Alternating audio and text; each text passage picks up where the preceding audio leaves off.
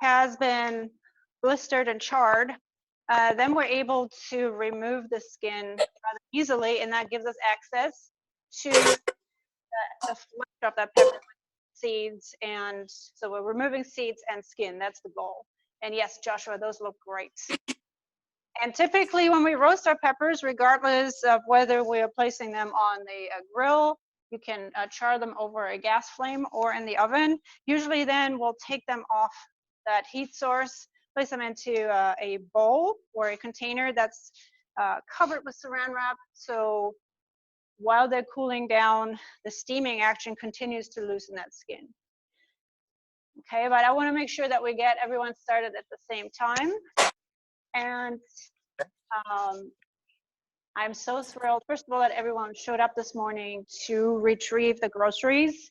I'm very sorry that there are 2 items missing. I don't know if you've come across them on the list. So there was supposed to be a lemon in your box or in your packet, and some, I'm looking at the nuts right now, unfortunately.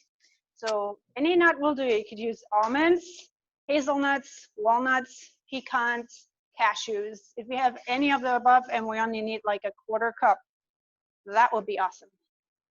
Chef, will it be all right if you don't have any of those nuts, or you need them for the dish? So ideally they should be part of it. If you don't have them right now, I would recommend that you follow along making this sauce right now, and then you can use some during the process, and when you get a chance, add the nuts later. Yeah, Chef. I have peanuts. Can I use that? Peanuts, so it wouldn't be my first choice, but I think why not? If that's the nut that you have available, I think this is a good exercise in working with what you have available. And really the nuts help us to, first of all, add a nutty flavor, obviously, but they also add a texture and creaminess and richness. So pretty much any nut that's got a relatively high fat content will do that. But we just have some favorite nuts that we would rather add. So in the future, I would try this recipe with almonds and or hazelnuts, which is more traditional. But if you have peanuts, I would say let's try the peanuts today. Ideally, they should not be a honey nut or something like that, right? So the simple, the better, but go with it. Okay. And Can I use that? or not having them in your packets. But let me just say hello to everyone before we really get going here. So thanks again for cooking with me while you're at home and I'm in some remote location, and this time it's at CCC. I'm happy to be here. It feels a little bit more like where we're all supposed to be. And so we're working hard. We'll be working hard in the next few weeks to figure out what's going to happen in the fall semester, but we're definitely determined to come back here and have our next class back on the college grounds, and we will keep you posted on how that's progressing. So what we're doing right now is more of a band-aid, and so as we're all in the healing process during this very serious moment in time, hopefully there'll be some relief soon, but we will keep you posted. But meanwhile, I thank you for your flexibility and just making it happen from home. And so today we're going to be working on a couple of simple items. I think they're simple enough so that we can pull them off at home. And they could also come in handy as you move through the summertime, because there's some ingredients involved today that definitely will be good to use in the summer, and maybe we'll give you another way of using them. But while we're talking, I thought it might be helpful to get a couple of things going. And so first of all, as we look at what we're going to produce today, we're going to roast chicken thighs. We're going to top them later on with a sauce that's a romesco sauce. Like, a romesco sauce is a sauce that originates in Catalonia, which is a region within Spain, and a very strong culture, food culture. And so it is, this sauce frequently is served with seafood and vegetables, but quite frankly, it is good with many things. And I encourage you to research this recipe in the future, because you will see many different variations on this, and you have a great opportunity to play around with different types of chilies that are going to be more smoky in nature. For example, ancho chilies would be a good way to explore. So it is sort of on the smoky side. This is not a hot, spicy sauce, but it is a very warm spiced, very rich and lovely sauce.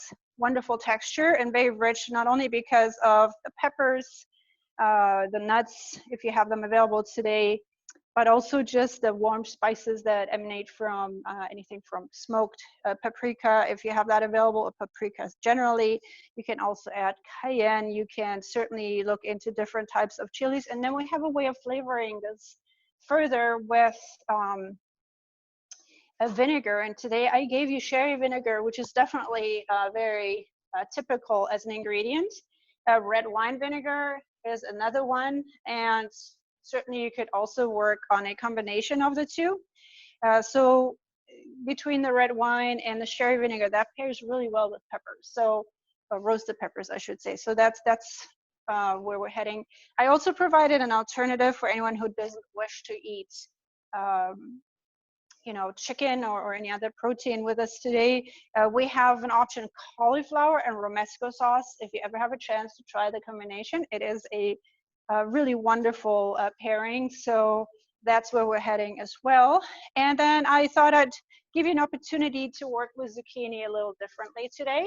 So many times we grill zucchini, we may roast it, turn it into soup and so on. But today we'll actually shave a raw zucchini and combine it into a salad. And we're actually going to combine it further with quinoa. So the other item that we're looking at today is quinoa. And so quinoa is a seed, really. It's a grain that as we see it in our cooking, but it's truly a seed. And it is something that is very high in protein. It has certainly gained in popularity over the years. It's relatively easy to cook. And because it has a very, you know, it doesn't have any strong flavors on its own, it can be paired very nicely with other flavorings and ingredients. And so I thought, why not take advantage of our zucchini and combine the zucchini with the quinoa and a lemon garlic and lemon garlic dressing that we're also going to spice up with a little bit of crushed pepper flake. And so that's what we're going to be working on. So there are a couple of items on our list that will take a bit more time than others. To start with the peppers, so that's why I asked you to get those peppers onto the heat source in the oven, on the stovetop burner, or on the grill, whatever is the most workable situation for you. And the other thing that will take a minute will be the quinoa. So once we get that going, it will take about 20 minutes to cook it as well. So finally, if you do have nuts, we would like to make sure that they're toasted. And so we can go ahead and get those toasted as well. And then if you guys at some point may wish to turn on your video again, I just really find it more helpful if we go back and forth during our process here while I can actually see what's going on. So when you have a question, that may just be a good way to go. And I see Brianna joined us as well. So thank you very much for, I think we have about 10 or 12 people on at this point. Hello, Kayvon. I see Nayeli, Max, Destiny, Joshua. Great. There are more people. Look at that. Okay, we have Shivani, David. I'm not sure who this is. Okay, great. All right, so I'm going to start my pots of water for blanching. And so we're going to blanch tomatoes. And then also because I do want to show you the cauliflower version as well, we're actually going to blanch the cauliflower as well before it is going to be roasted. The other thing you should be aware of is that I will be walking back and forth between the lab room and the actual line because I do need to use an oven, and the convection oven in the lab here is exceptionally noisy, so I wanted to spare you that sound. And so when it comes to the cauliflower, by the way, you could choose a couple of different opportunities here. So first of all, you could cut it into the florets, which means that we're going to take it off the core. Or you can try, and sometimes this works better than others. That really just depends on how cooperative this head of cauliflower will be, but you can cut it into, you know, steaks, they're referred to, they're just slices.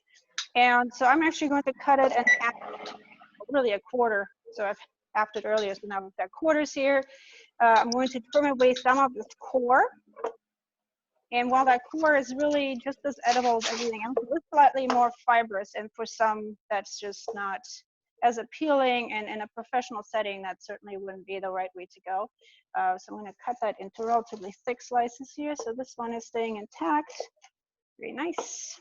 So we'll blanch these, and then we'll drizzle them with oil, and we'll place them into the oven. And if you haven't roasted cauliflower before, it's actually really a delicious opportunity to use cauliflower. And the other thing we're going to blanch, of course, are the tomatoes, because just like the red bell peppers, we would like to remove the skin and the seeds from the tomatoes as well. And so we'll create, and we've done this in class before, I know we've done it, we're going to create concassé, and that involves blanching the tomatoes. We'll remove the skin, which is so much easier once they've been blanched, and then we'll also remove the seeds. And after that, we will dice them. So I'm going to take a look at the bell peppers that I did place on the grill already, and I will place my pan with my walnuts into the oven for toasting. And meanwhile, my blanching water has been placed over a heat source as well. So we've got a few things going on at the same time, so I'll be moving back and forth.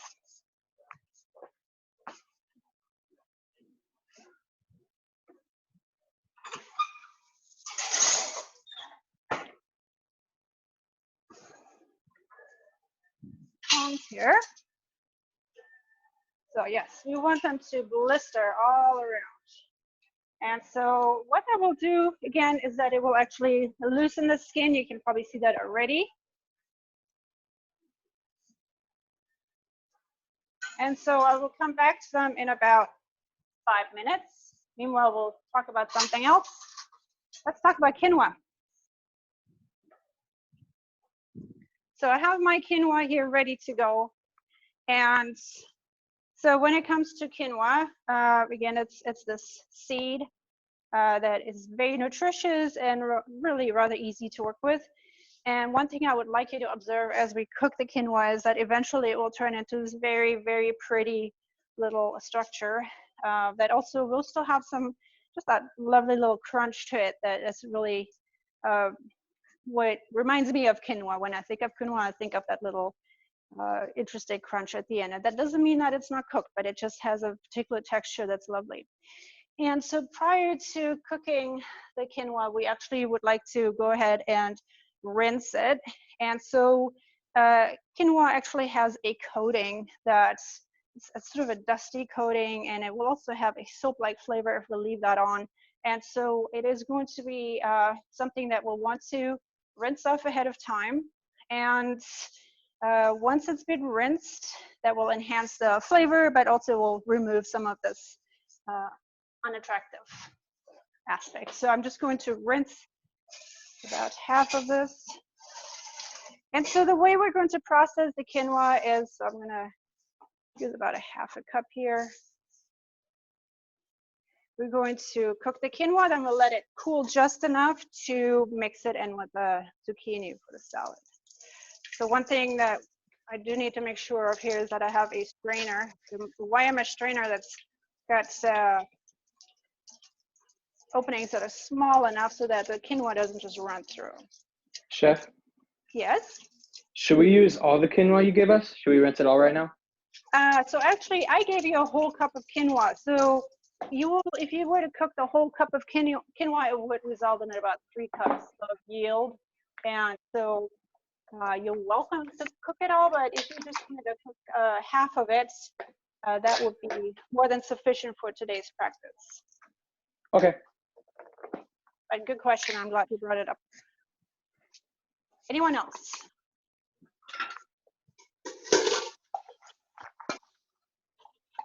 I was changing a diaper. So you said to do what with the quinoa? I'm sorry. So I'm glad he's well taken care of right now. The quinoa is being rinsed. You need to rinse it. Ideally, you should rinse it to remove a dusty layer that is part of the seed. And if we leave it on, the flavor will just not be as good as, you know, it's always better to rinse it. There is a layer that or a component in the seed that will result in a soap-like flavor if you leave it on. I believe it's called soapanin, and it is just something that gives you a flavor component that's not as desirable. The other thing we'll do actually is we're going to toast the quinoa before we add our water. And another option, by the way, is to cook the quinoa with stock. So you can have a choice of water or stock. Obviously, stock will be a bit more complex and add additional flavor. And so that's just an option. So that could be chicken stock, vegetable stock, but water will also work just fine. Additionally, you could choose to add garlic or herbs if you wanted to add in a sprig of rosemary, if you love that kind of flavor. That would be another option. But for today, I would just recommend salt, water, and we're going to then go ahead and cook it. So if you wanted to cook a whole cup of dry quinoa, you would use roughly just under 2 cups. And so since I'm not using a whole cup, then I would be looking at about just under a cup of liquid. And actually, I'm going to get a slightly smaller pot too, just so that my quinoa doesn't get away from me. And then also I will look at the peppers.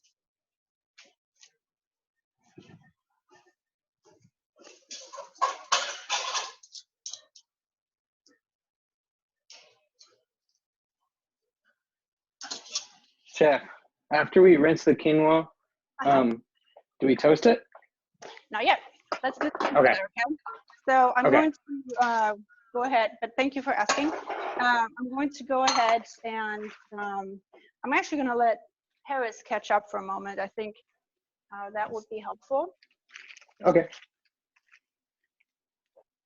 And how so long should we let the peppers sit in the bag after they've blackened? So once you've removed them from the heat source and they're cooling, that's really what we're waiting for, is for them to cool so that we can handle them. Because removing the skin and the seeds will require of us to actually handle them.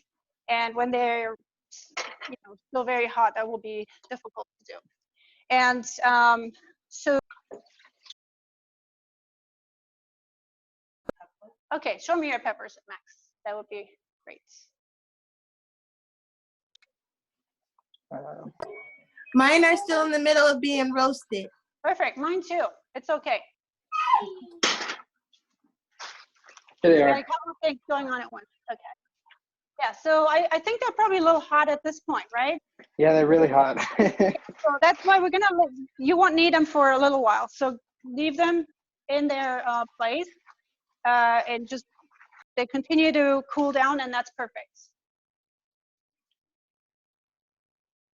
Okay, thanks for showing that to me. If anyone else has questions, really just So bring Chef, them up. Yeah. do you want us to blanch the tomatoes? So we're not on the tomato yet, right? So I appreciate that you've gone to that point. So right now we've got our quinoa about ready to go. Did you have your quinoa? Yes. Is it rinsed? Yes. How Yeah. much water should we use for the quinoa? If you're using a half a cup, I'd recommend about let's go with about a cup and a quarter to have a little extra reserve. Okay. And that will just make sure that it doesn't evaporate while we're doing other things. But we're going to start our pan with just a little bit of oil. So I would say that would be really a saucepan. If you're cooking the whole thing, the whole cup of quinoa, obviously choose something a little larger. And so we'll add a little oil, and just regular vegetable oil will be just fine. And then I'm going to add my quinoa, but I just wanted to make you aware that right now, of course, that quinoa is still a little wet. So you may find that there is a little bit of a sparkling reaction going on. So it depends on how hot your pan is. Mine isn't that hot, so that's good. So I'm just going to scrape that into the pan here, and then I'm going to toast it for about 2 or 3 minutes. So I don't want you to burn yourself, but we also want to make sure it begins to toast. So you should hear a little bit of crackling here shortly. Should we do anything to dry off the quinoa? So after it's been rinsed, you just want to make sure and drain it for a sufficient amount of time. So I had just rinsed mine about, I would say, 5 to 6 minutes ago, and it was drained enough. So of course there's going to be some amount of moisture remaining, but make sure that you don't add any additional water to your pan. That obviously has some oil in it, which could be a pretty unfortunate combination if you have too much water going in. And by the way, we're toasting quinoa to help make it a nice and flavorful result. So you certainly can cook it without toasting it, but it's going to taste better, more lovely if it's toasted for a couple of minutes. And you said add a little oil? Yeah, start with oil, add your quinoa, and then just continue to stir it so that we don't burn it, but also so that we are exposing it evenly to the heat source. Am I going too fast? Is anyone lost at this point? I just want to make sure that we're getting questions answered if they're there, and I want to make sure that. Did we get to the zucchini yet? We haven't gotten to the zucchini yet, but thank you for asking. So right now I'm working on quinoa. I'm going to be blanching the cauliflower just to show you that. And also we've got peppers going, and I've got my nuts in the oven. So one thing you could begin to do, if you'd like, is to get your chicken out of your bag or whatever the container you're keeping it in. And we just want to make sure and check it for any excess fat that needs to be removed.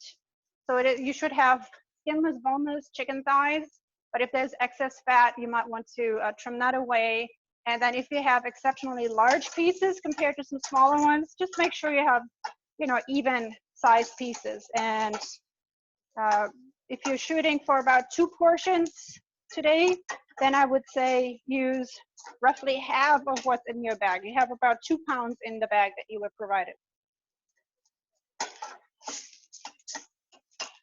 Okay, so I'm going to keep going for another 30 seconds here. Then I will add my water, and we'll want to bring it to a light boil, and then we'll just simmer it. And I'm also going to add some salt at this point,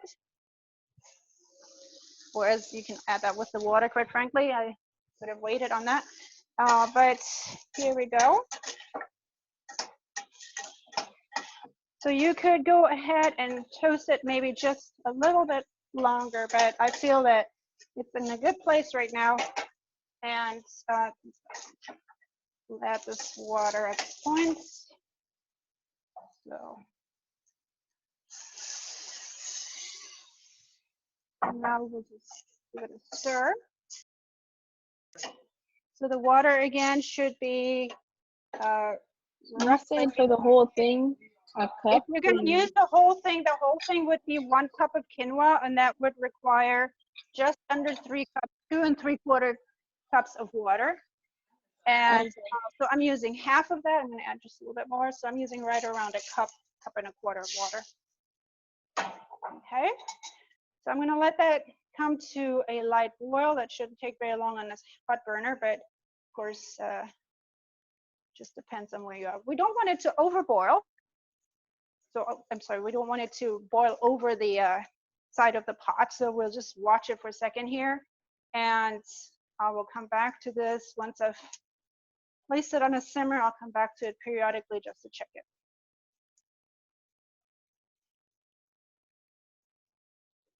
So I'm going to turn this down, and I need to check on my walnuts and also my peppers.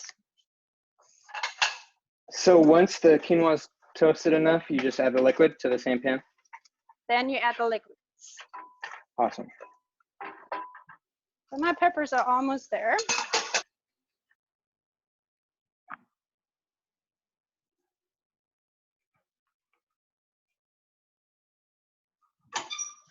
And my walnuts are ready to go. So I just toasted them. So you see they may have darkened just a little bit, but they're in a good place. So I'll set these aside.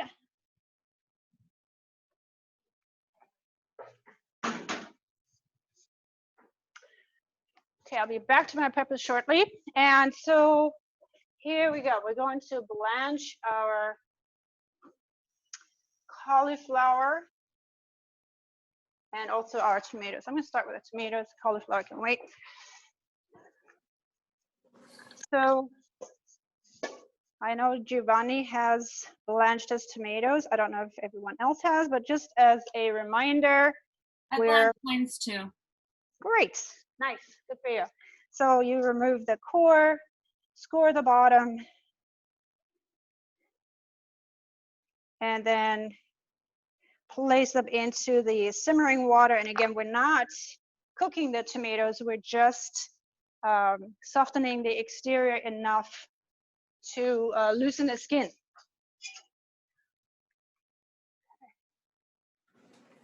Or, Chef Elizabeth, yes, how many tomatoes do you want us to use?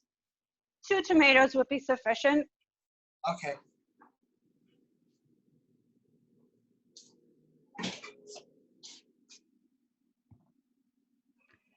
So we're going to just take a look at the cauliflower. The next thing we'll tackle will be our chicken.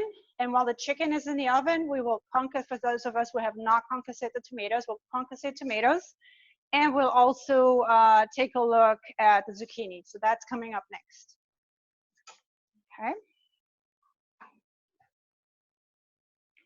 So when we work on a given dish, we have different components requiring different amount of time. So a good example is always mashed potatoes and a piece of delicate fish. They're both going to end up on a plate that we're possibly going to serve to someone. So we have to figure out, well, how much time will it take me for each component? Now, which one will take longer? Obviously the mashed potatoes. So we sort of have to work thinking about the outcome that we're looking for. So begin with the end in mind, right? So we want to make sure that we have our potatoes ready to go before we tackle a piece of fish that would take so much less time to prepare. I'm gonna add a little more water to this ice bath here. And my tomatoes will cool down.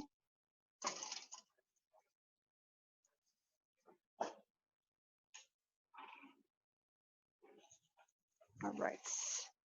So if you had a chance to look over the list of mise en place, the ingredients, were there any questions with regard to the list?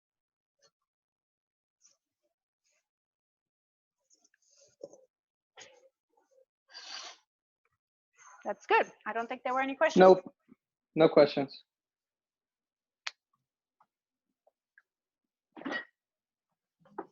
And so is everyone caught up to this point, or are we going too fast? I just added the liquid to my quinoa. Beautiful. So we're right on track. That's wonderful. Anyone else? And I have my tomatoes blanched and already diced. Good. Good. Good. Good place to be. All right. So I will catch up here shortly. You guys are ahead of me right now. And so I'm waiting for this water, the blanching water, to come back to enough of a simmer to blanch my cauliflower. And so I'll just add a little salt to the blanching water. And so when I get the cauliflower, when that is ready to be roasted, I'm going to place it into a roasting pan or a skillet. I'm going to go with a skillet. And I will drizzle it with oil, salt, and pepper as well. and that will take care of the cauliflower. I will then place it into the oven at around 375, 400 degrees, and it will just roast away. And then when we're happy with the texture and the coloration, then we'll take it out of the oven.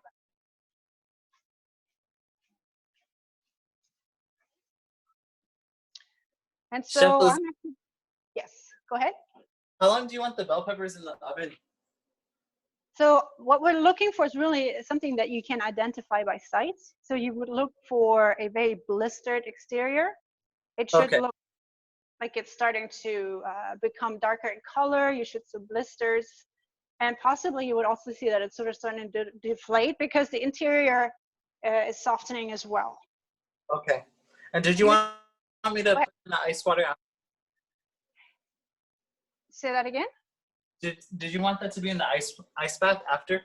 No, what a great question. I'm glad you asked that. We're not going to place the peppers into an ice bath. We're actually going to take the peppers after they're done blistering and charring. We're going to place them into a bowl or some sort of a container that you can easily cover, either with a plate covered airtight or cover it with saran wrap. We want to trap that hot steam that will result in that container, and that will help to loosen the skin further. So I'm glad you asked this question. Chef, Yes? is there anything we should be doing with our chicken right now? The chicken would ideally be on your cutting board if you're at that point already. If you're ready to look at the chicken, trim off any excess fat. And it is also possible that there are a couple of tendons, sort of the connective tissue that you may not wish to include in your preparation. And then finally, if you have some exceptionally large pieces or some that are smaller, you may just want to have some of the larger pieces so that you have relatively even sizes. Did that make sense? Chef, what do I do with the bell peppers once I've already taken off the skins and the seeds and all that? Okay, so you don't have to do too much to them because we're going to place them in a blender in a little while. So if you wanted to just cut them down into halves or fourths, that would be great. And that probably can even happen by tearing them. So I'm gonna remove my cauliflower now from the blanching water. I'm not going to put this into an ice bath, by the way, because I'm going to place it right back into the oven. And so why chill it down at this point if I'm going to heat it back up? And how long do we let the quinoa go? Just simmering? I'm sorry, it will cook roughly 20 minutes. So it is just like many of the other grains and starches we work with. We really have to check for texture and doneness. So quinoa should be nice and fluffy and tender by the time it is finished during the cooking process. So mine is starting to change visibly. So I see that these little seeds are sort of blooming. They're opening up and becoming thicker and really much more interesting. And so, but I don't think that's even halfway done yet. So at some point we'll taste them and they should be nice and tender. So I'll take my cauliflower right now and I'll just drizzle it with a little oil. Yep. Salt, pepper. And then I'm going to use a saute pan today. You could certainly use a roasting dish. So to make this a very pretty dish in a gratin dish or some sort of a dish that you're going to take to the table, you could certainly work with a pretty casserole dish, or use another type of pan and then remove the cauliflower and then transfer it later on. So this is going to go in the oven. And I think on the way back, I will come back with my roasted peppers.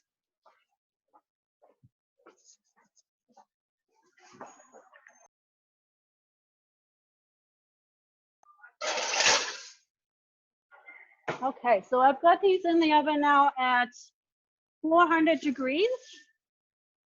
And here are my peppers. And if you can tell that they're kind of soft in texture now, and the skin has blistered and Correct, and that is a good place to be. I'm just gonna give this 1 second here.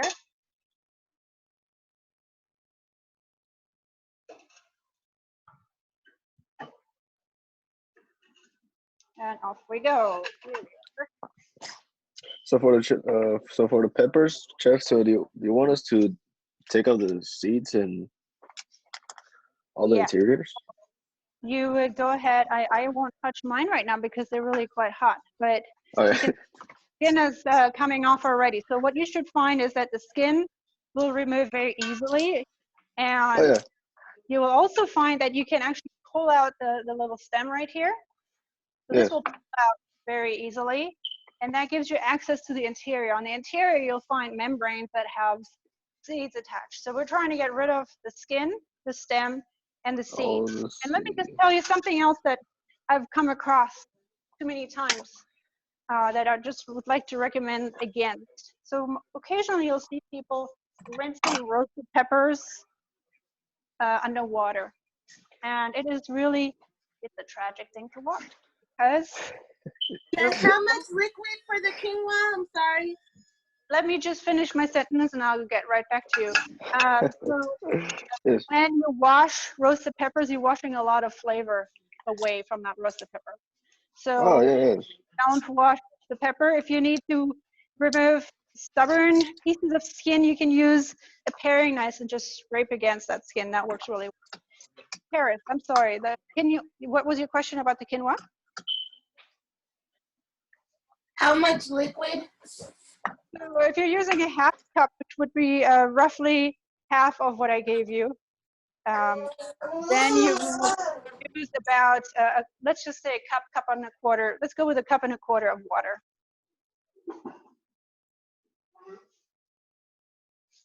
Okay.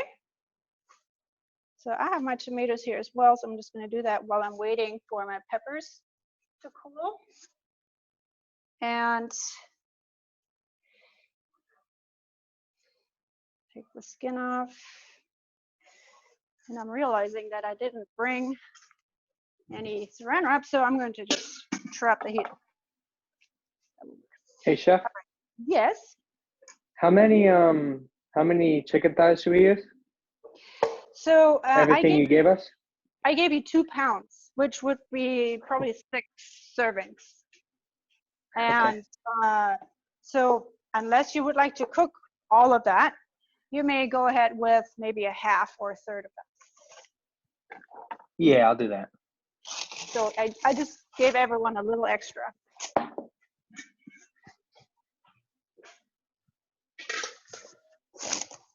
Covering here. All right. So these peppers look good. My tomatoes, I'm coming back to my tomatoes for concassé. And so you remember concassé basically implies that, or stands for tomatoes that have been skinned, seeded, and so what I've done also is I've cut into the tomato horizontally. So this is the top and bottom of the tomato. I cut into it horizontally because that gives me access to the seed chambers. Tomatoes have these walls or membranes that, really walls, seed chambers have more flesh in those walls, so that the seeds are accessible more easily this way. And so I'm now going to gently remove them. So with a nice ripe tomato, you really just give it a little squeeze and the seeds will fall out. A tomato that's not quite in season yet is going to be slightly more stubborn. And so I will go ahead and just gently give it a squeeze. And then if I need to, I can also just take the seeds out or help them out with a little scoop here. Chef, And because we are going to place these tomatoes into a blender shortly, beauty is not the goal on these cuts, but it's always a good idea to practice decent cutting, of course. So if you wanted to work on dicing tomatoes, here's a chance to do so. Yes, how can I help? most of the liquid is reduced out of my quinoa. Is this okay? So It's you just may simmering like this? pretty hot burner, is that possible? Yeah, So my what- burner's kind of broken, so it occasionally Okay. just goes berserk. Yeah, so I would say taste a kernel or two, and it's probably going to be a little starchy and hard still. If that's the case, go ahead and add more water and continue to cook it. Okay. Very it's not a lot of fun to eat. So I still have some seeds in here. It's not a lot of fun to eat undercooked quinoa. Chef, Hmm. what do we do with the tomatoes? Have you peeled, seeded, and diced them? Not yet, but I did blanch them and peel off the skin, Chef. Okay, so that's your next step, is to go ahead and peel. You said you peeled them already, so now we need to seed them and then dice them as well. Yes, Chef. What should the quinoa be looking like about now? Right now, let me grab a small spoon and I'll show you what I have here. So it should have begun to look like this little curled up. Okay, yeah, it's pretty much all my water is gone. Yeah, so if you need to, so depending on the burner, if it was like this burner right here is also relatively warm, so I may decide and add a little bit more water to it. However, mine is actually very close, so I'm feeling that mine is in a good place at this point. On the quinoa, Chef, do I just let it boil until it reduces, or do I turn the water down? So you start out with a light boil, and then you turn it down to a simmer. So it should be a very gentle simmer. So when water simmers, you'll see small bubbles, right? So we don't see a rolling boil where we have these huge bubbles rising up. So it should be a very gentle simmer. So I have my tomatoes right here.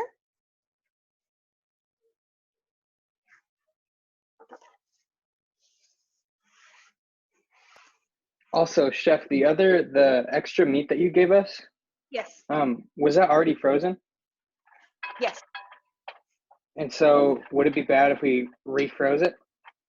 So my recommendation would be, if you wanted to refreeze a product that has been frozen already, if you do that with a fresh, let's say fresh chicken fish, the texture will change. It's really not recommended to do so. What you can do is you can cook it and then freeze it. That would be my recommendation, is to cook it and then freeze it. And that will Chef? allow you to hang on to it longer. Yes. So after Thank you. you see them, you dice them, Chef, the tomatoes? After you see them, you dice them. Yes. Yes, Chef. Can you see what I'm doing, by the way?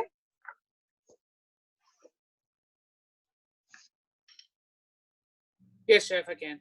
Okay. All right. Good. I just want to make sure, because I don't always know what everyone is able to observe.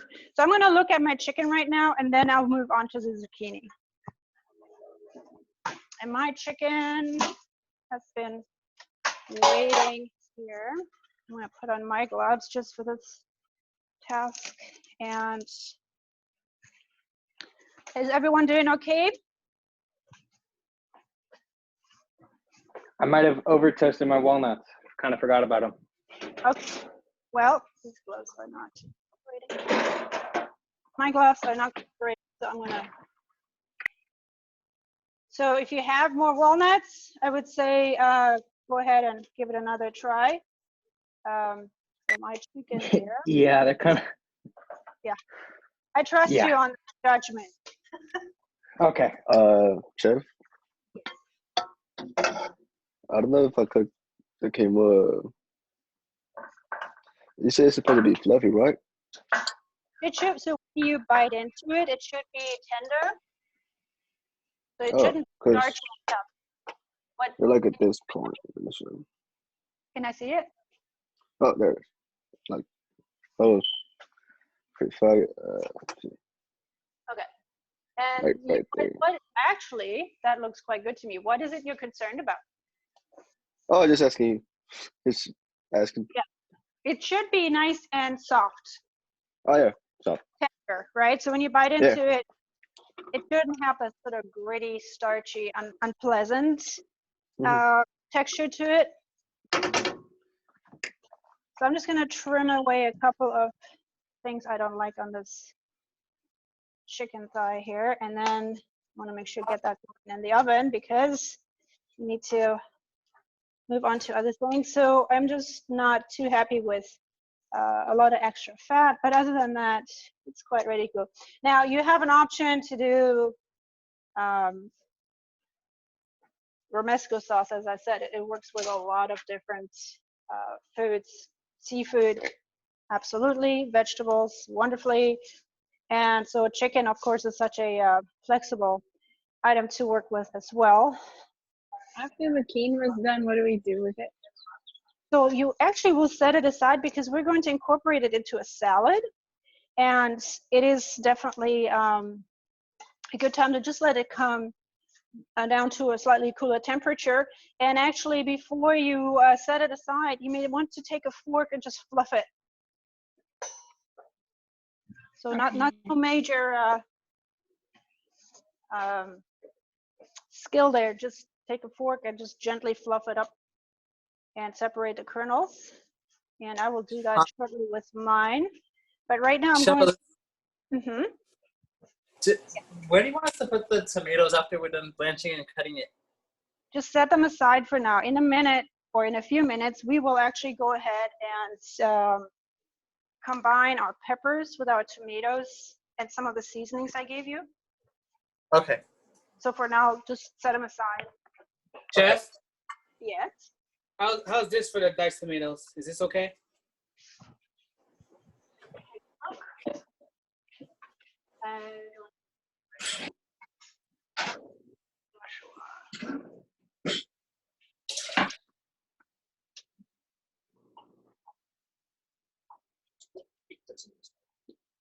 Can you see, Chef? I'm looking for you right now.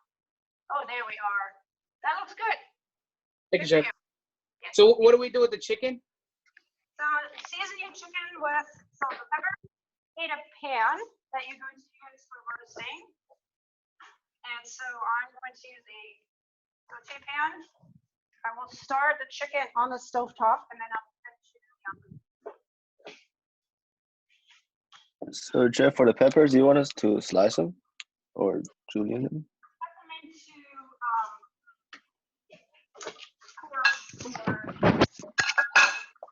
2 inch, how about 2-inch pieces? That would be good. 2-inch pieces would be good. Okay. Okay. Do we leave the chicken thigh whole? The chicken thigh, as I said, just take a look at it. Make sure there's no excess fat. If the sizes of your pieces are too inconsistent, you may want to cut them into similar sizes so for even cooking. And I'm going to start my right now. Thank you. You're welcome. What should we have our oven preheated to for the chicken? 400. 400 degrees.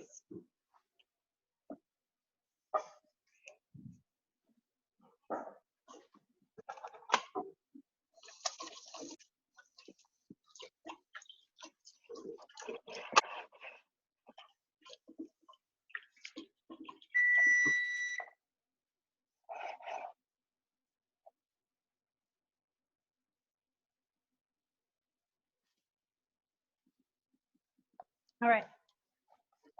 So everyone, I'm starting my pan here. I've added oil to my pan. I just want to make sure that you guys all have a good view of the activities that we're showing you. Are you able to see everything okay? Yes, Chef. Yes, Chef. Okay, good. I'm glad to hear it. Should the chicken, it should be like bite-sized pieces, right? No, I mean, you Nope. could, but I'm actually leaving it and I just cut my thighs in half. Okay, cool. So if you prefer bite-sized pieces, by all means, but that wasn't really the intention.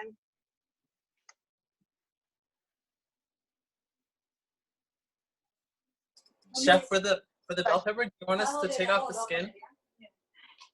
Yes, take off the skin and take out the seeds. And I'm going to place my chicken now into the pan. One of them sort of fell for a moment, but I rescued it.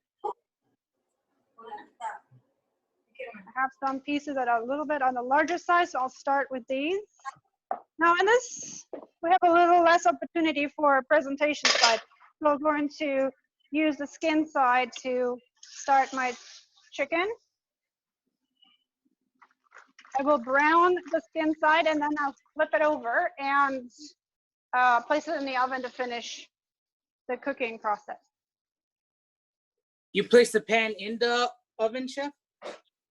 So I'm placing this particular pan in the oven. It is a pan that can take the heat. Now, if you feel that your skillet or saute pan does not have the qualities to withstand the temperatures in the oven, you could always brown it on the stovetop, then place your chicken into a roasting pan or some sort of a oven-proof dish, and that can then go in the oven and the chicken will continue to cook in the oven. There are some handles that we have on our various pots and pans that cannot withstand the heat in the oven. So you just want to make sure and be aware of what your equipment can withstand. So I placed my chicken a little bit too closely. I'm going to wait for it to release and then I'll spread them out a little bit. But yes, ideally we'll start the browning of one side on the stovetop. We'll then turn the pieces of chicken over and then we'll finish the process in the oven.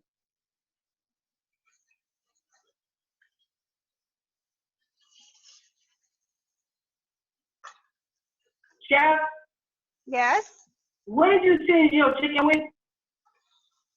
I couldn't hear that. Say that again. Did you already season your chicken or not? Yes, I added salt and pepper. Thank you. You're welcome. And so the cauliflower is roasting in the oven. One option for me, and I think I may take advantage of it, is I will actually go ahead and turn over my pieces just to take a peek. Now, you don't have to turn them over. It's just something I'd like to do to see how it's coming along. And so, nice. You can see how it's beginning to caramelize and brown and just develop that really lovely color.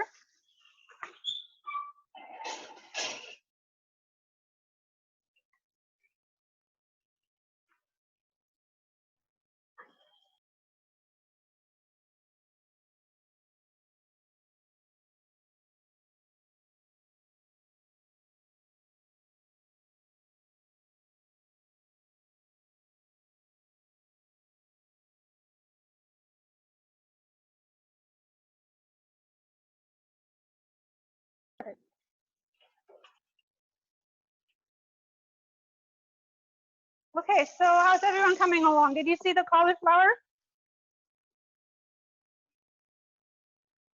So are we supposed to blanch the cauliflower first? I would recommend it. If you didn't blanch it and it went into the oven without blanching, it will just take a longer time to brown while you're waiting for it to become nice and tender. So it may actually eventually brown a little bit too far or too much while the interior still is not tender. So it's always helpful to blanch it in advance. Then you have a good idea of the doneness. So mine is actually pretty tender, and so now I'm just waiting for it to take on color. Okay. And so now my chicken is releasing, so I'm going to place it a little further apart. This one is still sticky.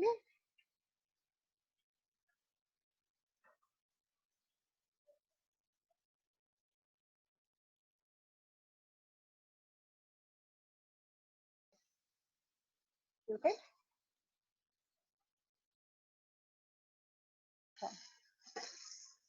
Yeah, mine is still not here. So we don't want to tear the chicken by removing it or lifting it too soon. And so here we go. So we need to give it a moment of time to develop that nice crispy exterior, and that's when it will release. So this one is getting ready, but not quite.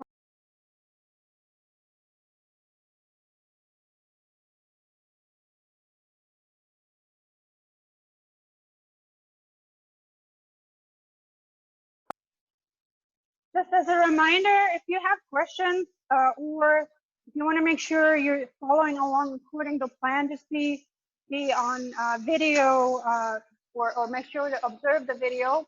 And, you know, I'll try to answer the questions as they come along, but you'll have a better chance at success if you actually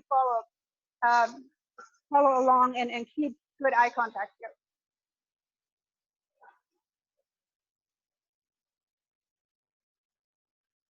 And so yes, I gave you extra chicken today, and if you'd like, you can certainly experiment with a similar recipe or look into other types of preparations, but I want you to stay busy and work with the ingredients that you were provided with today. So I'm gonna turn this over and into the oven it goes. And I will come back So with a chef, second batch of, After, are we doing the zucchini? say that again? After, are we doing the zucchini? Couldn't hear that. The zucchini, are we doing that after we put it in Yeah, the oven? so I'm actually gonna do this right now. So we're going to take a look at zucchini on our next stop here.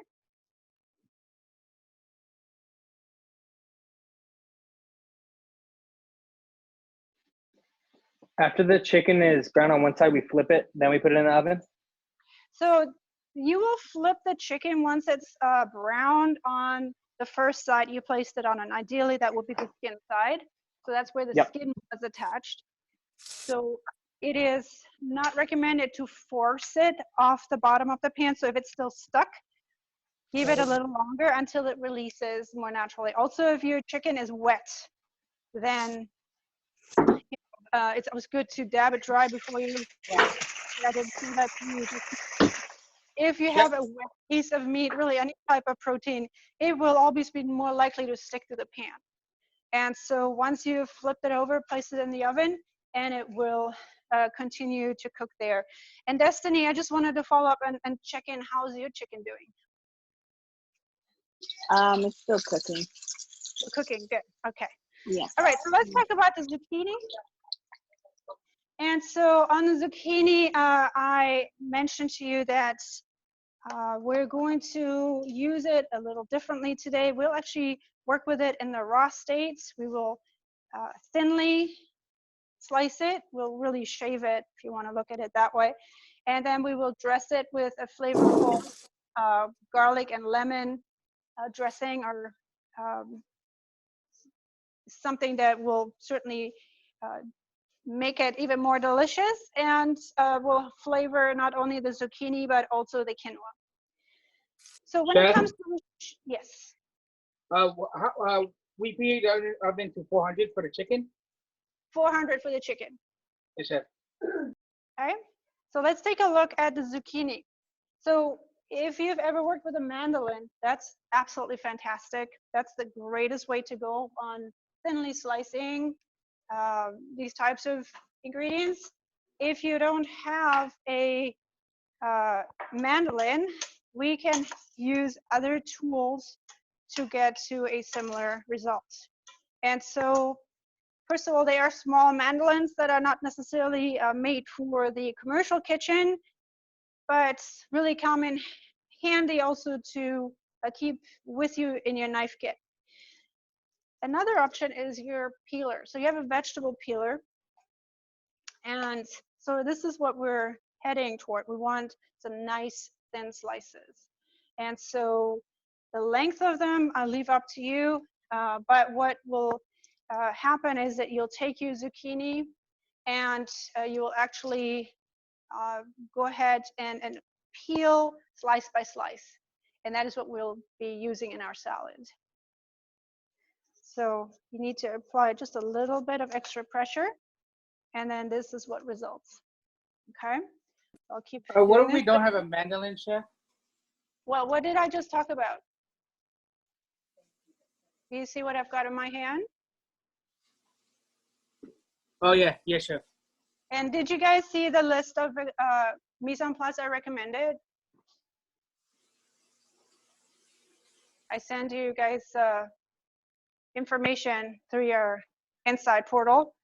And so I talk about the mandolin, but also a peeler. So I'm giving you alternative options on using tools that you definitely will have available, or more likely available at home. So I can use my mandolin, but today I'm going to use this really nice vegetable peeler because it will do the trick for what I'm trying to do. And so again, I'm actually just running it down the length of the zucchini. Now I could say, well, that's a really long piece. In my salad, I would like to have shorter pieces. We'll cut the zucchini in a smaller. And so if you take a look at the camera right now, this is what we're doing, right? We're actually running it down the length of the zucchini. I'm going to actually turn that zucchini because it's kind of a thick one. So here we go. So I'll start on my pieces and they become larger as I get into the center of it. So this is shaving my zucchini into very thin strips or sheets, however you want to look at that. And so I'm going to start a new one because this is a little difficult to show you. I'm going to begin right here. So the length of it I'll leave up to you, but you can certainly work your way around this zucchini and create plenty of pieces that we're going to use shortly. And so I'm going to take these zucchini slices and I'm going to set them aside for a moment until I'm ready to use them. So I have a couple of extra dishes for holding my ingredients.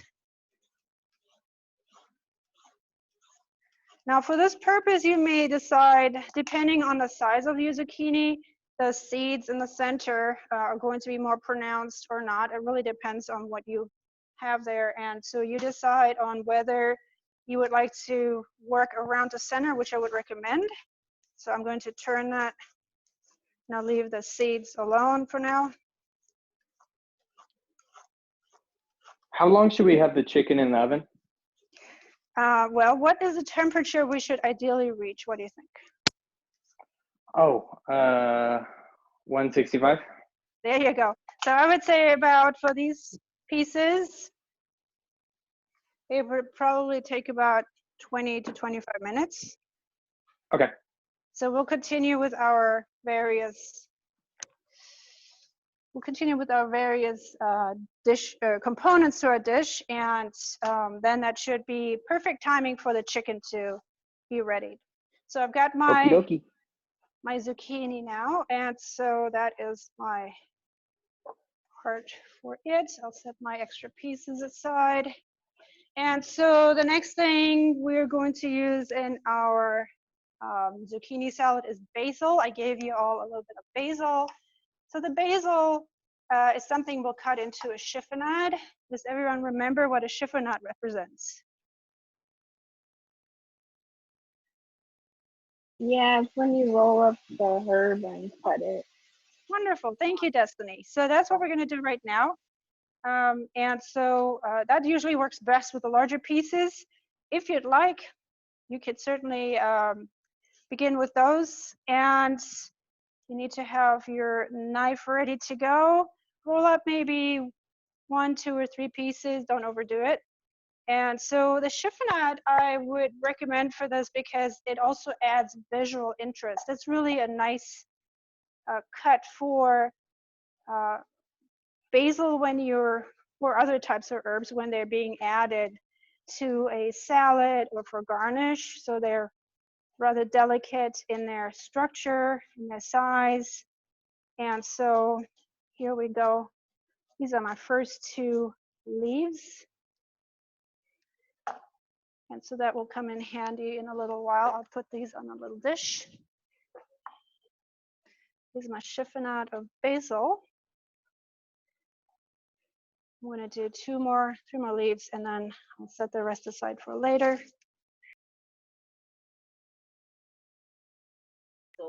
Okay, so everyone look at the camera right now.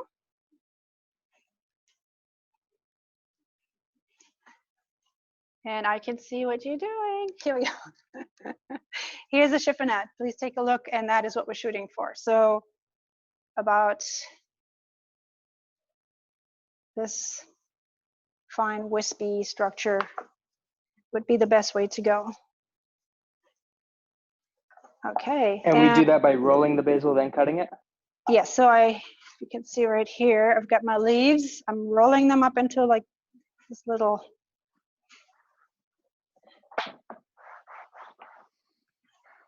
round roll, and now I'm using mostly the tip of my knife. And this is a good cut to practice and spend some time on. So chiffonade is not something that we're going to puree into a soup or into herb sauce or something like that. So it's really something that is more intended to be attractive and used for garnish. So we want to make sure it looks even in size from one strand to the next. And also, you know, take some pride into making it looking wonderful and something that will visually complement your dish. So I have my chiffonade ready to go for later. I'm also going to work on my lemon dressing right now for the zucchini salad, and I have some garlic here. So if you have a mortar and pestle, I would always recommend using mortar and pestle for your garlic. So I would like to have mashed garlic. And in my dressings, I love mashed garlic over chopped, diced, minced garlic, because anytime even when you mince it, there's still going to be small pieces of garlic that will be noticeable on the palate. If you don't have a mortar and pestle available, you could still go ahead and mince your garlic, and then we'll add just a small sprinkle of salt over it. The salt will change the cell structure of that garlic just enough that it allows us to mash it on the cutting board. But before I go there, I wanted to show you something else that we need to be mindful of. So when garlic begins to sprout, after it's been stored for a certain amount of time, green will develop. And so if you cut your garlic in half, that really what it's trying to do is create another plant, right? If you were to place this in the soil, it would sprout another plant. So these little green germs or sprouts need to be taken out. They actually add bitterness to the garlic. So you can easily lift them out. Ideally, you'll use garlic before this happens, but even when you buy it at the store, it is possible at times that the garlic will have this sort of germ developing, and so then you just remove it. By the way, we always want to make sure and remove the little tail end as well. This is where the garlic clove sits in the bulb. So if you have a whole bulb of garlic, this is where garlic cloves are attached. It is possible with some of these small hard pieces, again, this is where the garlic clove was attached. If you leave them in your food, it is possible that people bite into them, and at a minimum, they'll find it very unpleasant, if not to the point that it actually sort of scratches their tongue, or really is an uncomfortable way of eating. So be very mindful and pay attention to detail and remove these little tail ends. So I'm just finally mincing my garlic, then I'll add a pinch of salt over it, and that allows me to mash it into a paste, and that will be the foundation for this very simple dressing that we'll use on our zucchini salad. It will also pair with this quinoa today. My quinoa is sitting on the side here cooling down. I did fluff it. If you haven't had a chance yet to fluff your quinoa with a fork, you just sort of stir through it gently and break up any of the seeds that may have sort of formed clusters, but really so easy to work with. So I'm a little behind right now, Chef. I'm still working on the zucchini. How much zucchini should we have? Should we use both the zucchinis? I think that if you're working for maybe 1 or 2 servings, then 1 zucchini will be plenty. Okay. So I think you should have, as a yield right now, maybe 2 cups of shaved zucchini would be plenty for what we're doing here. And not to worry, I will slow this down for anyone who needs to catch up, and I'm glad you let me know. How is everyone else doing? Kayvon, how are you doing?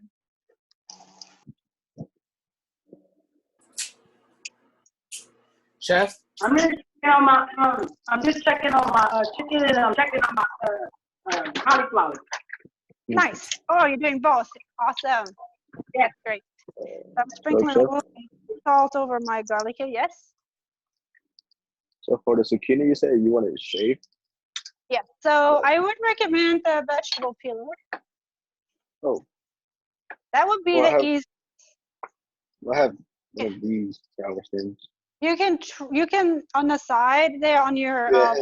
grater, you could try to use that. I used it earlier just to run a sample and it was a little too thin for my taste, but so this is what I came up. All right. I have a question. So this is done with the vegetable peeler. I'll show you the difference here. So this was out of my grater. The blade that's attached on the grater created a very, very transparent, very thin piece that is too thin for my taste. And then this is what the peeler did. And it still has enough substance to it. It is not too limp. So all of that works well. But in the end, it's your salad, and I'll leave it up to you to come up with a preferred thickness. You could also go ahead and slice it by hand if that would be more favorable. But honestly, this is a great opportunity to explore another way of using the same ingredients and preparation that you may not have worked with before. So right now, I'm actually going to take the blade of my knife now, and I'm sort of pushing it into the cutting board after I've added the salt, and that just breaks it down into a paste a little better than it wouldn't. If you have mortar and pestle, that would be the easiest way to create that paste, but I can. If we have a garlic press, would that work? So I just think as culinary professionals in training, the garlic press is maybe one that will leave for emergencies. Okay. You have an opportunity not to use a garlic press. I think that's a better way to go. Try something that is a little bit more, skills intensive. So put my garlic in my bowl, and I'm going to check on my chicken and my cauliflower.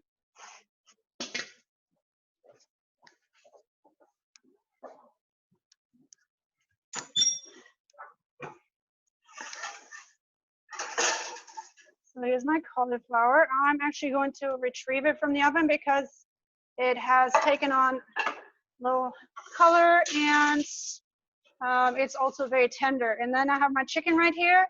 That looks quite close. I'm going to give it another 2 minutes, and I'll come back to it to retrieve it.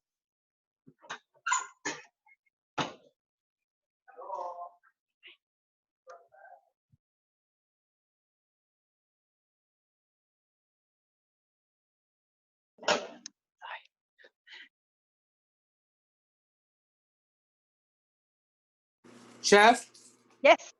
what are we doing with the garlic? So you've mashed the garlic, finally mince it, and then mash it.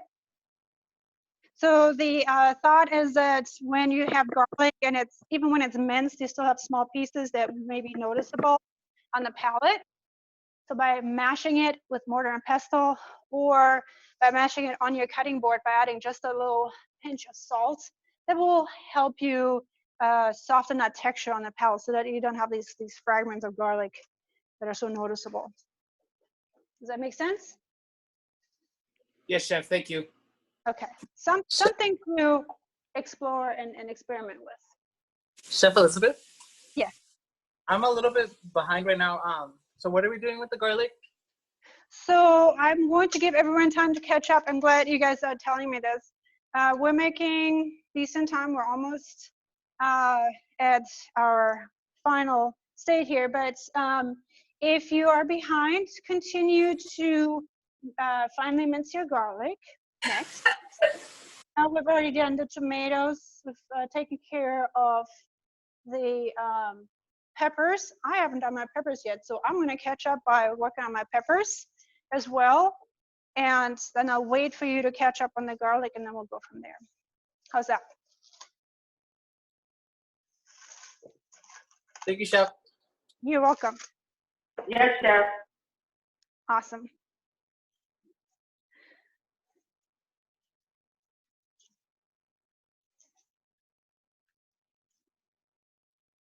Okay, I'll tell you something about peppers as well that may help you work with them in the future as well. So I did state earlier that some people will go ahead and rinse peppers under water, and how that does remove some of that lovely flavor we're actually hoping for from a roasted pepper. Another option is while you're peeling the peppers is to capture the juices that result. And then you can strain those juices later on and use them in a vinaigrette if you're in the process of making a vinaigrette. So there's a lot of flavor to be captured from or to be gained from a roasted pepper. So I'll leave that here for now. There's one. So those juices also are really very flavorful, and they will often sort of round out a vinaigrette if you're including roasted peppers in a salad. It's a good way to go. Do you think this is enough zucchini? Yes, that looks good, and that looks really well done. I think you've done a good job there. So next we need our minced garlic. Yep. So today is a good exercise on keeping in mind that we have different parts of the puzzle, and we're trying to track all of them. How's that? And it's just 1 clove? 1 clove should be good. It really depends on how large your clove is, but if you feel that 1 clove will be a good amount, then that's the way to go.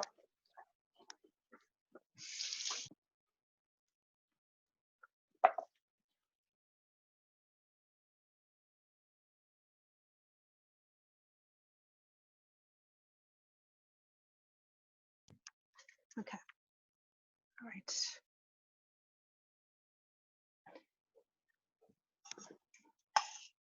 Okay, I'm going to show you my mise en place for my salad. This is quinoa, and also for my sauce that we're about to combine. But once I show you mine, I would like you to show me your mise en place as well, so that I can decide whether we're on track or not. So I have for my salad, I have at this point zucchini. I have my quinoa and my basil, and I'm working on my dressing. Okay, can I see everyone's quinoa, basil, and zucchini? I have my zucchini here. Lovely. And then my quinoa. Okay. And then my roasted peppers. Nice. My basil. Okay. And the garlic. Super. That looks good. And how's your cauliflower? It's still in the oven. I'm waiting for it to get a little more color. Yes. If you find that your cauliflower does not take on color, you could also, in the finishing stages, sort of turn on your broiler. Okay. If that's what you want to do. Okay, and then who's next? I can go. Okay, or Max, how are you doing? So here's my chicken. Nice. Just took it out of the oven. Here's my quinoa. Okay. I haven't started on my peppers yet. No problem. Here's my zucchini. Wonderful. And then I'm working on my garlic. Haven't started on the basil yet. Super. Well, these are items you definitely can catch up on. Not a problem. Yep. Anyone else? Okay. How do I turn the camera around? Okay, sorry. I see you. It's good. Zucchini, tomatoes, peppers, Lovely. basil. Gotta cut my garlic. Okay. My quinoa. I'll let you catch up on your garlic.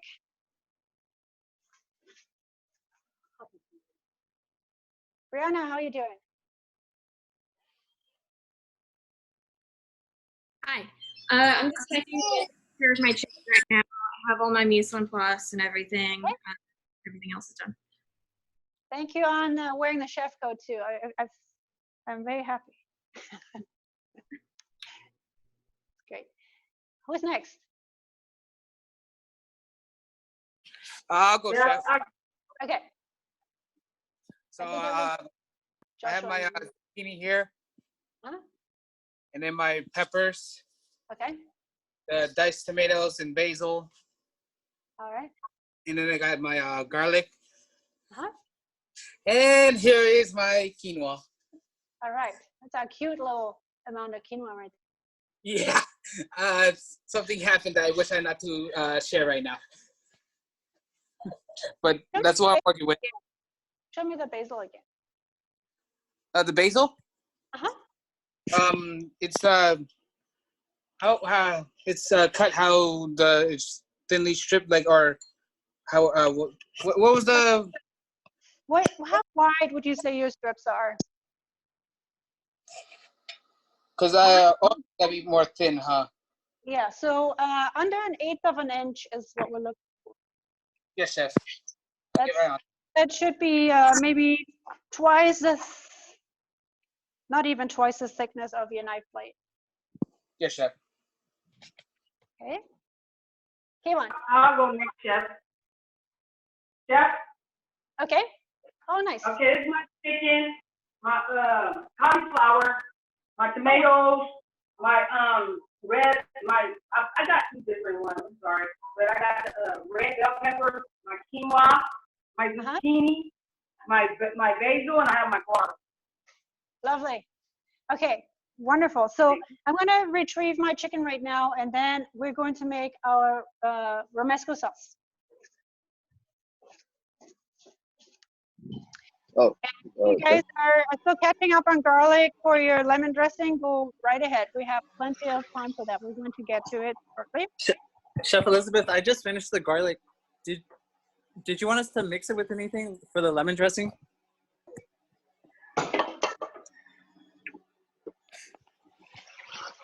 Okay, so here's my chicken.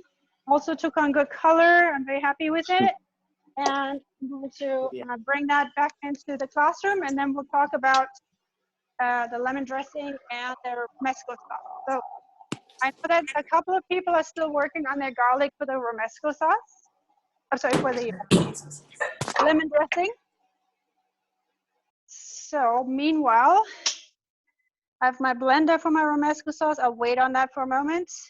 I'm going to add my lemon at this point to my garlic. And whenever you guys have your garlic ready, just squeeze about a 1/2 lemon into your bowl. If you have a strainer, that might make it even easier. Just make sure you hold back your seeds. Okay. We're going to add, so I want to have about 2 to 3 tablespoons of lemon juice. That's what I'm looking for. This is not an recipe, so at some point you'll taste it and you'll say, well, I might like a little bit more lemon. Okay, did you have a question, Max? I was just saying I'm currently mortar and pestling my garlic. Super. So whenever that is ready, then you just add it to your bowl and you'll add lemon juice, and I will wait for you to get there.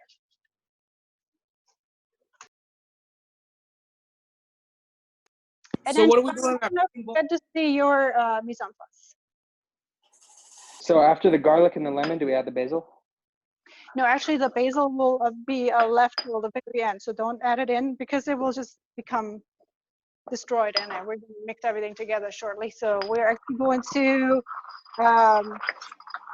start with the garlic, add your lemon juice, add maybe a 1/4 cup of olive oil if you have that, or other oil, and you can mix it with a fork if you don't have a whisk, but I have a whisk, so I'm just going to whisk that in. So it's not going to be a big salad, so I'm really holding back on my ingredients right here. It's going to be very lightly dressed. So I have, again, garlic clove, lemon. So far? Say that again? You said garlic, lemon, and oil so far? Yes, garlic, lemon, and oil. And then I'll also add in a pinch of red crushed pepper flakes. I would say roughly 1/4 of a teaspoon, not even, 1/8 of a teaspoon. It just really depends on what it is you enjoy when it comes to crushed red pepper flakes. So it is just to give it a little kick, but not to take over the whole salad. Okay, so in my bowl, I have garlic, lemon juice, olive oil, crushed red pepper. much lemon juice? I have just over a half a lemon. I'm looking for about 3 tablespoons approximately. Oh, Chef, for the, I forgot. That? I forgot. Okay, tell me when you remember. Yeah. Another thing we're adding to it is a pinch of salt, but if you use salt to crush your garlic, to crush it into a paste basically, then don't add too much salt because we already have got some salt content going Oh. here. For the, how much oil? How much oil? About, I would say 3 to 4 tablespoons. Is it 4? So also, how's your setup coming along, Giovanni? I don't think we got to see your. Oh, no. Well, I left my quinoa inside the pot. There's like a little bit of water. Okay, so now we want it to cool down because it's a salad. It's a warm salad, but you want it to cool down a little bit. Oh yeah, I just left it there because it had a little bit of water. And I have tomatoes. I sliced my peppers. That's great. My walnuts, kind of burnt. And then and I decided to. Decided to do. That's fine. Okay. Yeah. So meanwhile, by the way, keep your chicken warm so that it's still warm when we play about 5 minutes. So once you've combined your garlic, lemon juice, oil, and crushed red pepper, we're gonna set that dressing aside for a moment. And next, Chef, yes, my chicken just finished. How does this look? beautiful. Thank you, Chef. And so we're going to move on to our romesco sauce. Once that is complete, then we'll combine our salad ingredients and we'll set everything up on the plate. So we're moments away from completion here. How's that?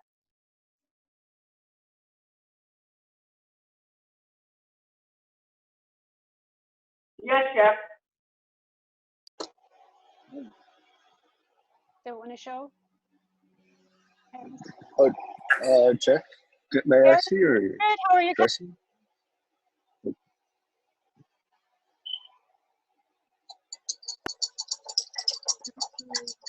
Destiny, David, just wanted to make sure everybody's going well. Yes, Chef, I just finished the What did you say? sauce. Okay, Destiny, I just wanted to check in and make sure everything was going okay. Yeah, I mixed together the sauce. Okay, and good. my chicken, it just got out the oven. Okay.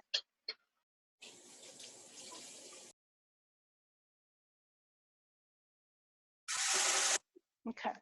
All right. Oh, this one?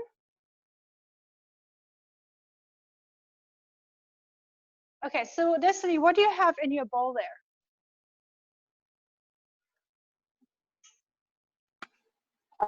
In my bowl, I have the lemon juice, garlic, red pepper flakes, and the oil. Okay, sounds good. All right. Yeah, I'm caught up. Perfect. All right, so now we'll combine our ingredients for the romesco sauce. And so we're going to begin by placing our 2 bell peppers into a blender, or if you have a stick blender, an immersion blender that goes into a vessel with the ingredients, then you use that instead. So then you would use a tall container and you would add your ingredients and then begin to combine them there. So I've got my 2 peppers. Now I've got some tomatoes. My tomatoes that were diced earlier.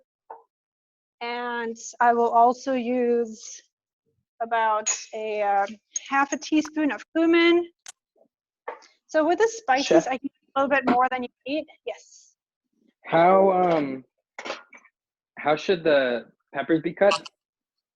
The peppers can be cut into maybe 2 or 3 inch pieces because they're actually going to be placed in the blender. So they're going to be down. Okay, so in my blender right now, I've got my roasted peppers, my tomatoes, a half teaspoon of cumin, a half teaspoon of paprika. So this is Spanish paprika. we're looking really for smoked paprika, ideally.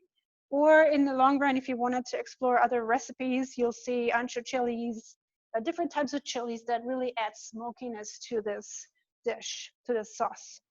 And so the other thing is going to be a clove of garlic. Mine are really small, so I'm gonna add a second one. And my nuts are going to be added last. So at this point, I'm working on my spices mainly. How much paprika? Paprika, about a half a teaspoon. A little bit more lemon juice is going to be squeezed here. So I also want to add maybe a tablespoon or so of lemon juice.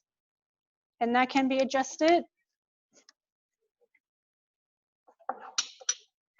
Another item that will be added is day-old bread. I asked you for day-old or stale bread. It really is just that, bread that is no longer fresh, because very fresh bread is has a high moisture content, and it would be very gummy if we were to include it in such a combination here. So day-old bread or stale breads, we'll just Chef, some of the crust and then tear it into small pieces. Yes, Max? what if we don't have any stale bread and we only have like pretty fresh bread? Go ahead and use it today. Just know that this is a great way to use up stale bread. And in the future, what you could do is you could also dry out your bread by placing it in the oven for a few minutes. Okay. Chef, Yes? Can you? I don't have any bread, but I have like crackers. What kind of crackers? I have like saltines.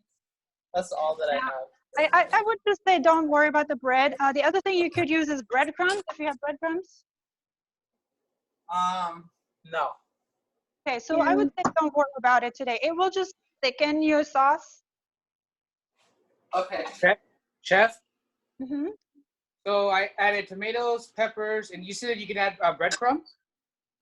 Or So I had put on your list a piece of day-old bread. So that's stale bread. It's not as fresh as fresh bread, right? So I don't have any stale bread either, Chef. you have fresh bread? I have sweet roll bread. Okay. No sandwich bread or anything like that. No, Chef. Okay. Chef, oh, sorry guys. What's everything that you put in it?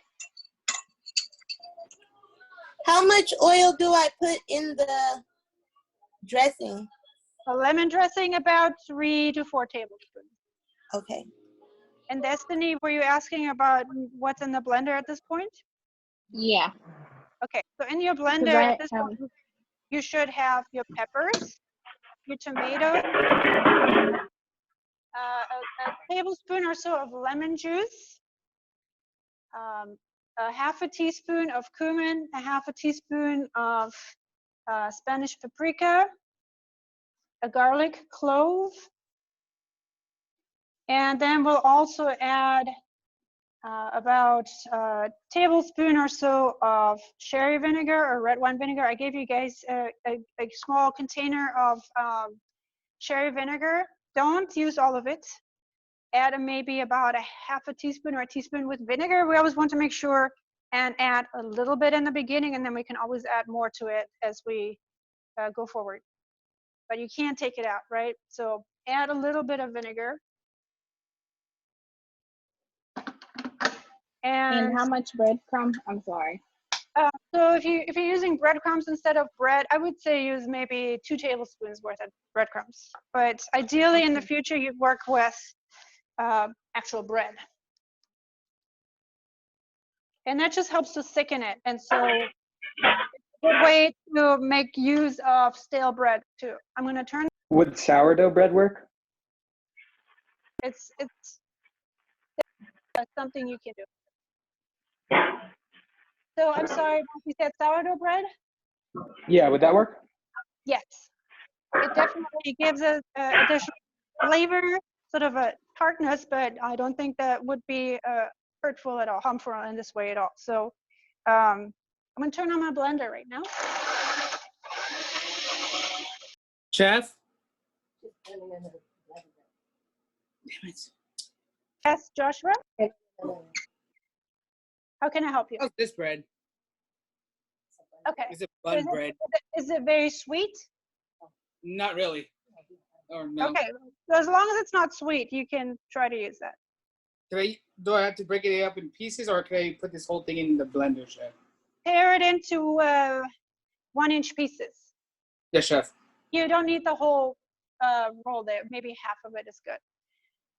Yes, chef. So at this point, I'm adding my olive oil. I'm using about a 1/4 cup of olive oil.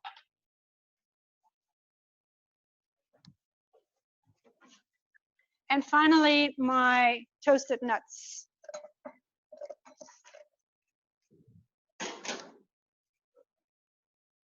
And I will turn on my blender again. How much olive oil, chef? Excuse me?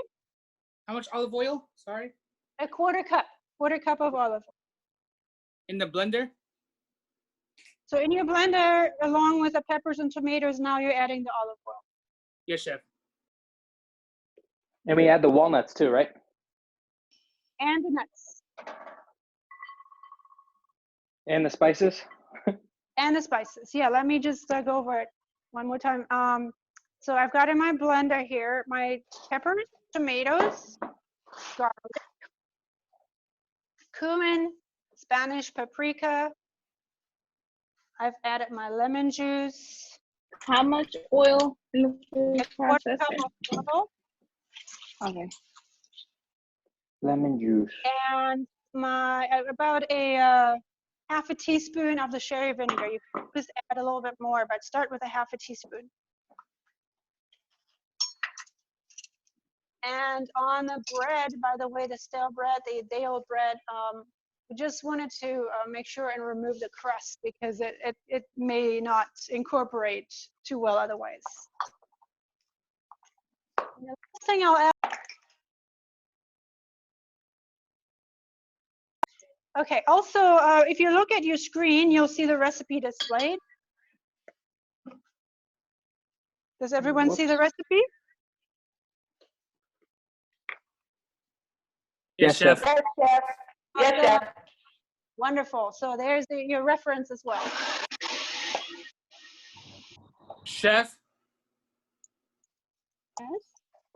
what option do we put on the blender? So start pretty slow. You don't want to put it on the highest setting because it may just erupt out of your blender. And so always start slow, and then you can always increase the speed as you go along. But I would have one that just high and low. So it depends on your blender. If you have a Vitamix, don't set it on the highest setting because it's just going to turn it into a thin paste. So on the slow setting is what I would recommend.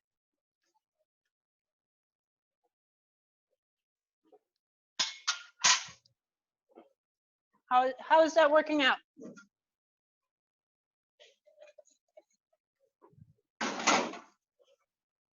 So I've tasted my mixture here. I'm going to add a little bit more paprika, maybe another 1/4 teaspoon or so, and a little bit of cumin, and a little more salt. A 1/4 cup of oil? Yes, 1/4 cup of oil. Awesome. Sorry.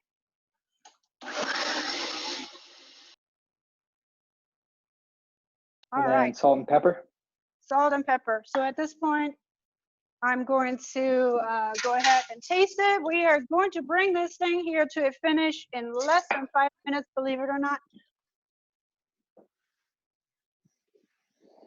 Whew, there's a lot going on. There is a lot going on. Isn't that fun? I like when there's a lot going on. Yeah, me too. Okay, good.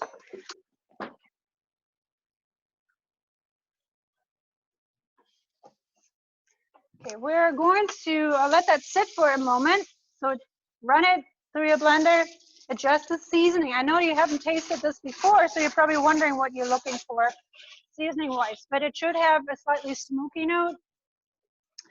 Also, the flavors are still sort of combining at this point and settling in. And so definitely there should be some smokiness, which comes from the peppers, but it also should come from your chilies that you're involving. So additionally, you could add in a little bit cayenne if you so choose.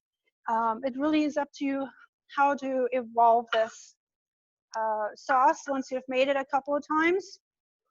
And research it. I would really recommend that you research it. So What's I'm going to, what's that? the consistency of the sauce? The sauce, so I'll show that to you. That's a great question. So it should be sort of like, you know, once it falls off the spoon, it should be very thick and cool. So this is where the bread and the nuts come in. The bread thickens the sauce, so I could actually add more bread if I wanted to. The nuts and the bread thicken it.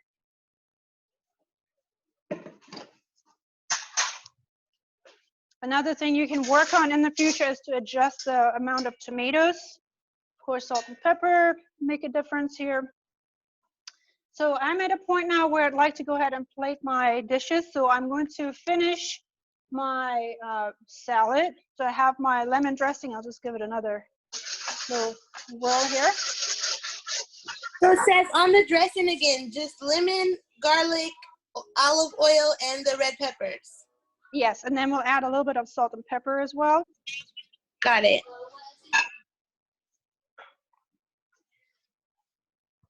So this dish we're working on today, or the dishes combined here, they're definitely, to me, they're really saying summer, okay? So in the late summer, we have peppers, summer squash and zucchini definitely are, you know, in abundance at this point. So if I added my zucchini into my bowl with the dressing, with a vinaigrette, if you want to call it a vinaigrette, it doesn't have vinegar, but so these are combined right here. This is where I'm going to adjust my salt level a little bit.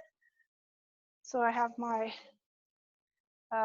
zucchini with my lemon dressing. I'm going to add some of the quinoa. And you can add all of the quinoa or some of it depending on how much you've made of the zucchini and how much you made as far as the quinoa is concerned. So here we are. Add a little bit more. My dressing is actually quite generous. So if you find that you have a lot of this dressing available, then go ahead and add all the quinoa or take some of the dressing out ahead of time. And this is the time that we'll add in my basil. Mix this in. I can definitely smell the garlic on this.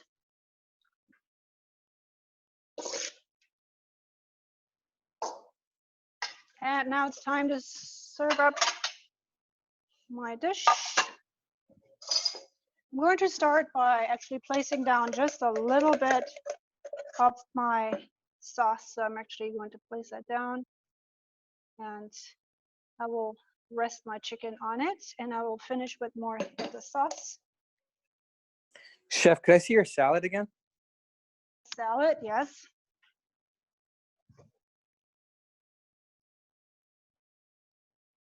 Okay. Thank you.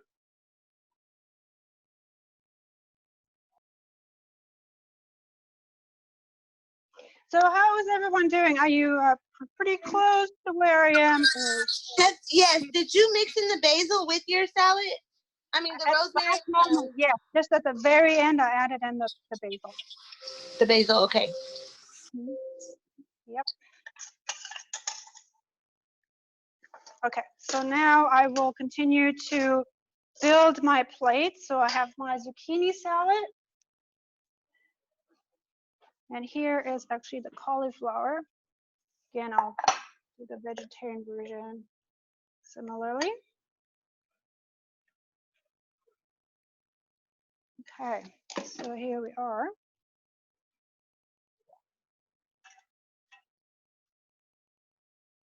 Okay. So here's the cauliflower.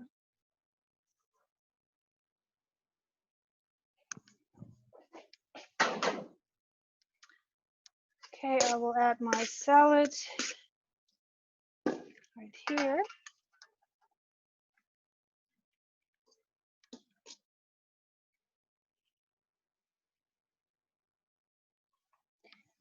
And chicken.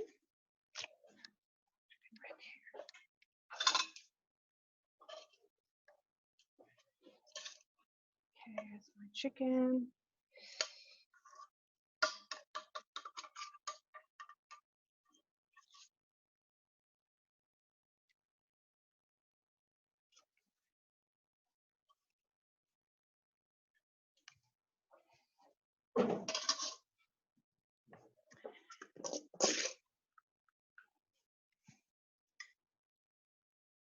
So zucchini and quinoa salad.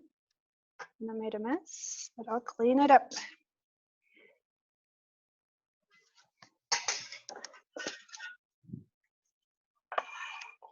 And now we'll add a little bit more sauce to the plate.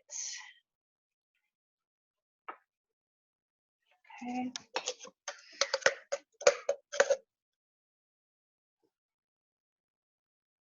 So you could certainly go ahead and be more liberal with the sauce on top of the cauliflower or the chicken. This is really where this becomes your dish.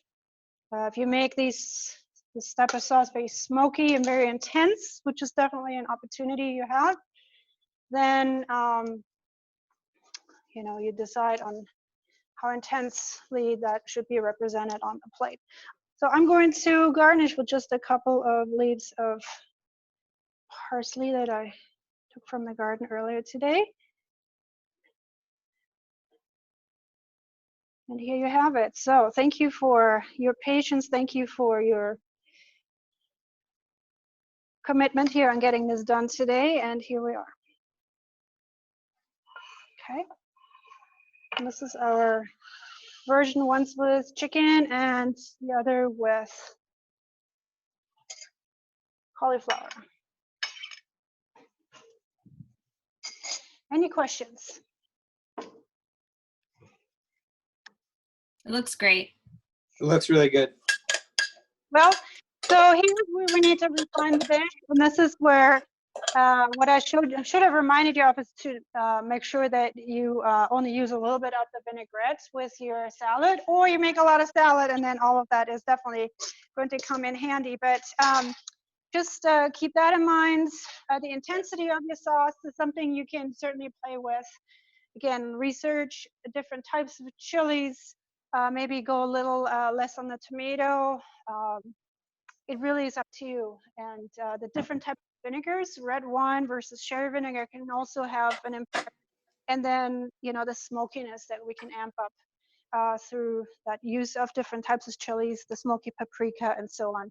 But this is really, to me, this is summer on the plate right there. The beginning, I have tomatoes, I have basil, zucchini, and certainly peppers as well. So thank you very much for cooking with me today. One had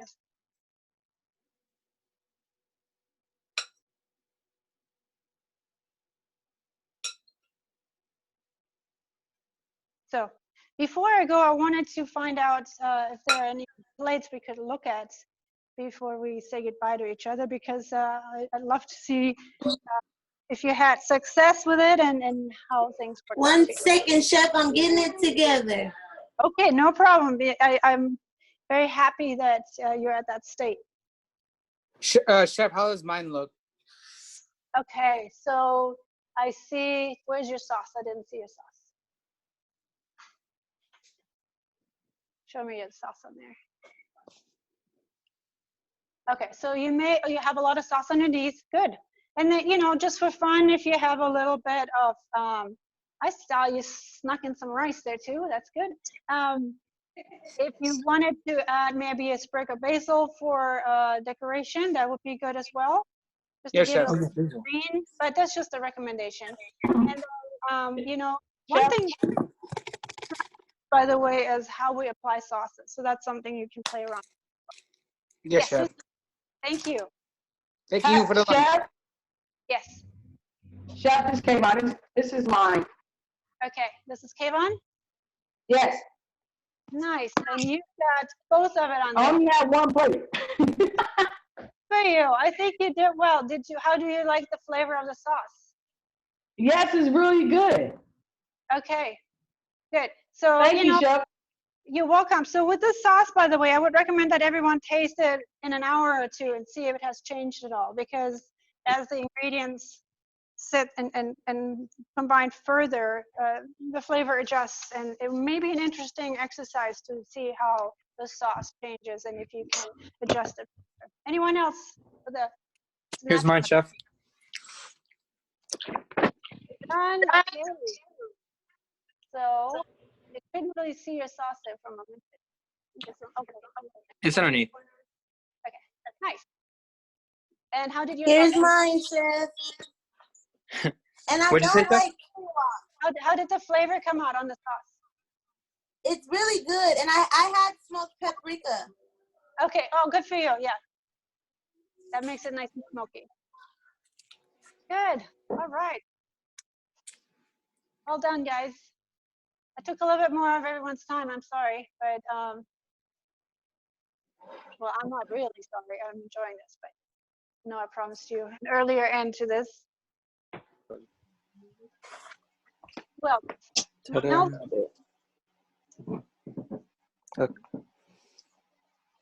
Okay, Giovanni. You want some? Because I think there's about one more serving. Sure. Okay. And then I yeah, over season the chicken a little bit, so it's kind of salty. Okay. But not on the inside, only on the outside. Oh, good. Are you happy with it? Yeah, I am. Good. Thank you. Lovely. Good for you.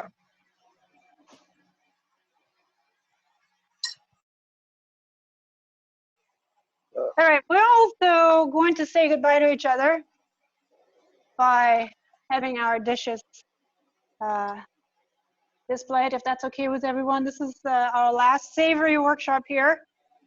And I'm sad. I have a question for you. I'll post it over email, and then we'll see if there's one more opportunity, but it's going to be entirely voluntary. But here, I want to see everyone's before we say goodbye, and that will be, and by the way, look at our Facebook, because we do share your hard work with everyone. Look at you. Good job, guys. Really good. I see Joshua's enjoying it. Joshua, I want to see your plate. It's already gone, but sure. You guys are too much. Giovanni, where's yours? Oh, I try to play mine, but it's gonna happen. Max, we don't see yours right now.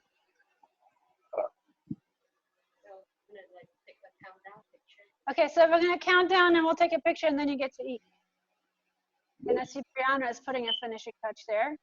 So we're gonna count down from 4.5. Okay, 4, 3, 2, Joshua, you know you're on camera, right? 2, 1, Oh. and snapshot. Okay, I see ya. Paris has got it. I think they're ready to eat. We good? So if you want, we'll take one more with your faces because we couldn't see you, and then I promise I'll let you go. All right, maybe fix Here, it. Chef, hold on. I gotta remake mine because I ate mine. Okay, there we are. 3, 2, Brianna's right there. Can you lift your plate, Brianna? Nice. Okay. Giovanni, I don't know where. There he is. Okay. It's loading. Count. It's loading. 2, 1. Romesco. Thank you. See you guys. Okay, we're gonna say goodbye. Bye. Have a good weekend. Happy Mother's Day. Okay. Happy Mother's Day. Thank you, Chef.